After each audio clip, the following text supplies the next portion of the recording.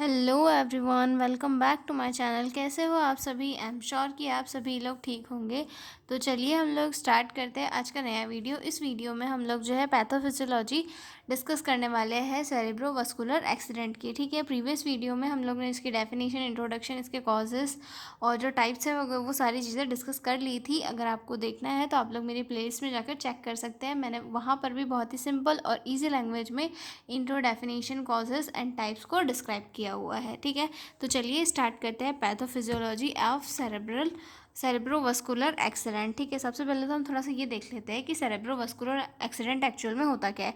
तो जो सीवीए होता है वो एक ऐसा मेडिकल इमरजेंसी होता है जिसमें कि हमारी जो ब्लड वेसल्स होती है वो प्रॉपर अमाउंट में किसी ऑब्स्ट्रक्शन के कारण, किसी ब्लॉकेज के कारण या फिर रप्चर होने के कारण ब्रेन में ब्लड को सप्लाई नहीं कर पाती है। और जब ब्रेन में ब्लड सप्लाई नहीं हो पाता है तो जिसके कारण ब्रेन की जो सेल्स है वो डेड होने लग जाती है। और जैसा कि हमें पता है, ब्रेन हमारा मास्टर माइंड होता है, यानी कि ब्रेन से ही हमारी बॉडी की सारी एक्टिविटीज़ कंट्रोल की जाती है, या फिर हमारी बॉडी की सारी एक्टिविटीज़ जो है ब्रेन ही कंट्रोल करता है। तो जब ब्रेन की सेल डेड होने लग जाती है तो हमारी बॉडी की फंक्शनिंग भी रुकने लग जाती है, जिसके कारण पैरालिसिस जैसी कंडीशन वगैरह क्रिएट हो जाती है। तो समझ में आ गया होगा कि एक्चुअल में सीवीए होता क्या है। ठीक है, अब हम देखेंगे कि सीवीए की पैथोफिजियोलॉजी क्या होती है, कैसे कैसे अकर होता है। ठीक है, ड्यू टू इटियोलॉजिकल फैक्टर, हम एक इटियोलॉजिकल फैक्टर ले लेंगे, atherosclerosis, fat deposition in the artery wall. Atherosclerosis एक ऐसी कंडीशन होती है जहाँ पर जो फैट होता है वो आर्टरीज की वॉल से अंदर की ओर आने लगता है। ठीक है,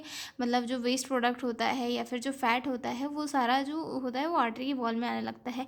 आर्टरी का जो नेचुरल स्ट्रक्चर होता है वो बहुत ही लचीला, और उसमें एक ल्यूमन, एक प्रॉपर ल्यूमन प्रेजेंट होता है, और मतलब एक लचीली आर्टरी होती है। लेकिन फैट के डिपोजिशन होने के कारण आर्टरी का जो स्ट्रक्चर है वो आर्टरी की लेयर्स भी थिक होने लग जाती है और फैट अंदर की ओर आने लग जाता है, जिसके कारण जो ल्यूमन है वो छोटा होने लग जाता है। जैसे कि ल्यूमन छोटा हो रहा है तो यहाँ से जो ब्लड फ्लो है वो क्या प्रॉपर अमाउंट में हो पाएगा? नहीं हो पाएगा, जिसके कारण से क्या होता है, ब्लड का फ्लो कम हो जाता है ड्यू टू इटियोलॉजिकल फैक्टर। हम किसी इटियोलॉजिकल फैक्टर जिसमें हमने एथेरोस्क्लेरोसिस ले लिया, जिसमें क्या हो रहा है, फैट का डिपोजिशन हो रहा है आर्टरीज की वॉल में। ठीक है, आर्टरीज ल्यूमन बिकम नैरो और स्पेस कम हो जा रही है। ठीक है, आर्टरीज का जो ल्यूमन है वो नैरो हो जा रहा है। क्यों? क्योंकि वहाँ पे फैट का डिपोजिशन हो जाता है। ठीक है, ब्लड फ्लो बिकम स्लो, और जो ब्लड का फ्लो है वो स्लो हो जाता है, क्योंकि ल्यूमन जब छोटा हो जाएगा तो उसमें क्या प्रॉपर सही तरीके से ब्लड का फ्लो हो पाएगा? नहीं हो पाएगा। तो ब्लड का जो फ्लो है वो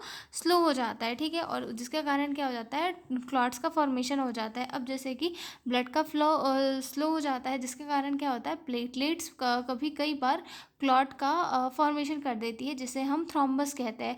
तो जब आर्टरीज़ की वॉल नैरो हो जाती है या फिर आर्टरीज़ का जो ल्यूमन है वो छोटा हो जाता है, जिसके कारण जो आर्टरीज़ की वॉल है वो वहाँ पर जो ब्लड का फ्लो है वो काफ़ी स्लो हो जाता है। और ब्लड का फ्लो स्लो हो जाने के कारण क्या होता है, प्लेटलेट्स आपस में जुड़ जाती है। मतलब कई बार कुछ चांसेस में ऐसा होता है कि वहाँ पर प्लेटलेट्स एक दूसरे से जुड़ जाती है, क्लॉट्स का फॉर्मेशन कर लेती है।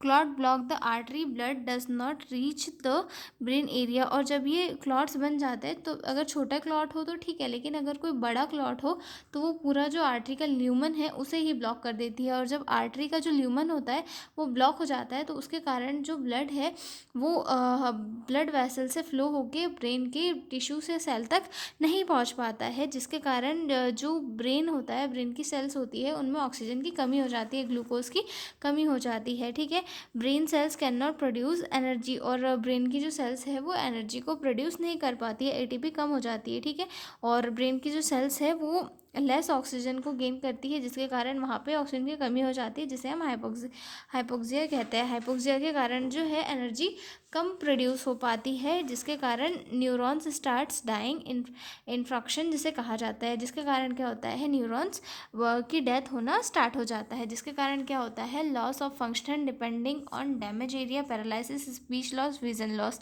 मतलब इसके कारण धीरे धीरे क्या होता है, फंक्शन का लॉस होने लग जाता है। मतलब ये डिपेंड करता है कि किस एरिया में ब्लड का प्रॉपर अमाउंट नहीं पहुंच पा रहा है, उस एरिया के अकॉर्डिंग जो बॉडी की फंक्शनिंग है वो धीरे धीरे लॉस हो जाता है। जिसमें सबसे फर्स्ट आता है पैरालिसिस होता है कुछ एरिया में, और स्पीच एरिया में अगर ब्लड रीच नहीं कर पा रहा है तो वहाँ पे स्पीच लॉस हो जाता है। और अगर कुछ किसी विज़न वाले एरिया में हो रहा है तो वहाँ पे विज़न लॉस हो जाता है। तो ये सारे सिम्टम्स जो है according to according to blockage ये सारी कंडीशन शो होने लग जाती है। ठीक है, तो अगर हम शॉर्ट में एक और बार इसे रिवाइज करें तो सबसे पहले क्या हो रहा है, डिपोजिशन हो रहा है एथेरोस्क्लेरोसिस में, फैट का डिपोजिशन हो रहा है आर्टरी की वॉल्स के कारण, जिसके कारण ल्यूमेन क्या हो जा रहा है, छोटा हो जा रहा है।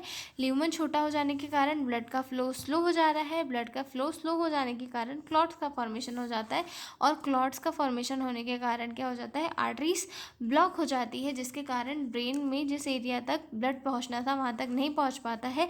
और जब ब्रेन में ब्लड नहीं पहुंच पाता है तो वहाँ की जो सेल होती है उनमें ऑक्सीजन की कमी हो जाती है, जिसे हम हाइपोक्सिया कहते हैं। और ऑक्सीजन की कमी होने के कारण जो एनर्जी प्रोड्यूस होना था वो प्रॉपर अमाउंट में एनर्जी प्रोड्यूस नहीं हो पाती है।